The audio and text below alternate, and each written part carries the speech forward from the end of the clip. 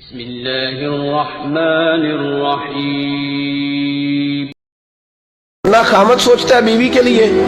وہ کہتا ہے آپ تو سارا دن گھر میں فارغ بیٹھی ہیں جی۔ وہ بھائی تو بھی ذرا فارغ بیٹھ نا، مہربانی کر، 3-4 دفعہ تو بھی لے جا بچے کو واش روم، تو اس کا پیمپر شیمپر تبدیل کرنا تو بھی 3-4 دفعہ گھر میں، تو بھی ذرا کھڑا ہو اس کے آگے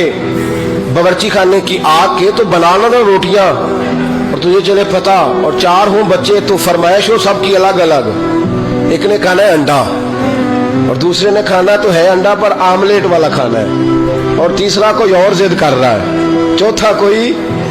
کبھی بچوں کی اماں گھر میں کہتی ہے نا کہ یہ جو بڑے والا ہے نا یہ مجھے بڑا تنگ کر رہا ہے، آج وہی کھائے گا جو میں نے پکایا ہے، تو میں چھپ کر کے کھاتا رہتا ہوں۔ آپ بولتے کیوں نہیں؟ میں کہ ماں پتران دا کیس ہے، جتنا پتر ہی ہے،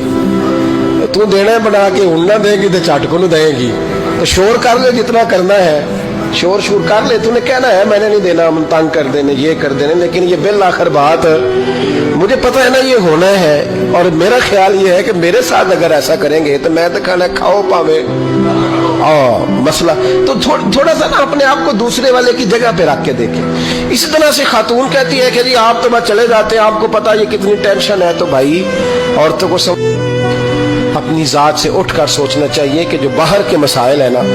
ایک دکاندار کے پاس ایک دن میں جو 30 منٹ بیٹھنا پڑ گیا، کسی کا انتظار تھا، کسی جگہ تھا، تو 30 منٹ میں نا 3-4 لوگ صرف آئے، 3-4 لوگ، تو میں نے اٹھتے وقت دکاندار کو تھپکی دی، میں نے کہا میاں تیرا ہی حوصلہ ہے،